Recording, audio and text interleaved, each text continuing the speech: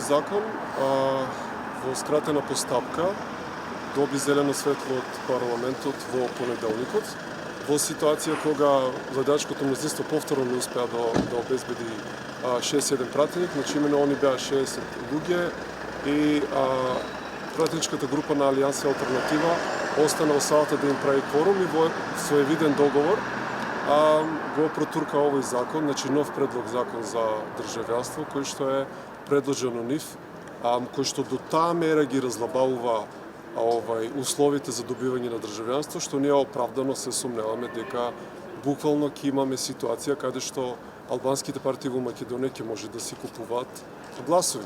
Имено, например, една од главните точки е што сега веќе за било кој кандидат за државјанство на Република Македонија нема потреба да го знае македонскиот јазик, малтене нема потреба да го знае ни албанскиот јазик како што треба, затоа што тука пишува, вика, да владее најмалку еден од службените јазици на Република Северна Македонија до тој степен да може лесно да се разбеле во околината. Значи може да имаме ситуација, значи ни албанскиот јазик да не го владее добро и понатаму ситуацијата е за било кое барање за државјанство.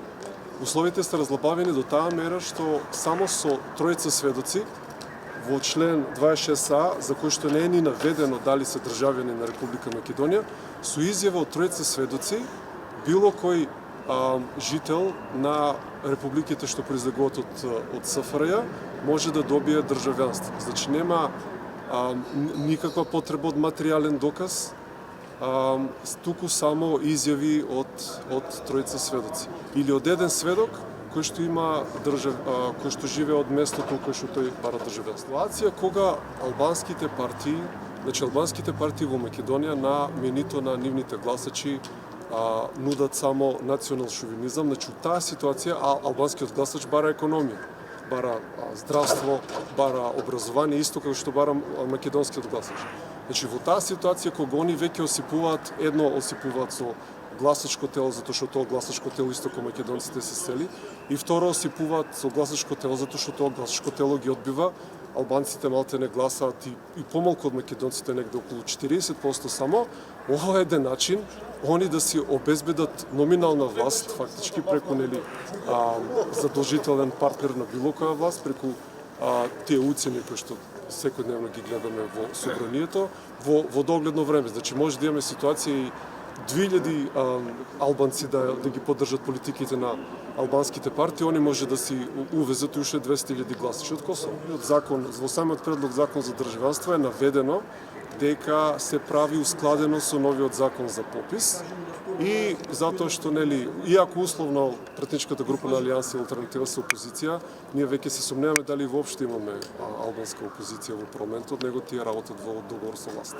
Кога ќе погледнете законот за попис, каде што е наведено буквално се живо да се подпишува, значи дали живее тука, дали не, без разлика колку години или децени не живее тука, дали има државјанство, дали нема, дали случајно се затекна на територијата, и никаде не е наведено како тие луѓе ќе се класифицираат, значи ние се сомневаме дека сите ќе бидат ставени на едно место. Кога тоа ќе погледнете заедно со овој закон, ние апсолутно се сомневаме дека има задни намери и дека СДСМ ќе го поддржи, како што СДСМ го поддржи во понеделник. Ја мислам дека и претходниот закон за државјанство е доста лабав. Тука мислам дека и престојот во Република Македонија за да добиеш услов за државјанство беше 8 години, сега е намален, мислам, на 4. Со овој закон е намален на 4. Дефинитивно ќе интервенираме со амандмани, ќе разговараме и со координаторите на пратеничките групи, значи ваков еден скандалозен закон не смее да помине, значи не може гласачкото тело да се купува буквално како на пазар, така да ќе видиме. Ако немаат слух, онда спремни сме да го блокираме.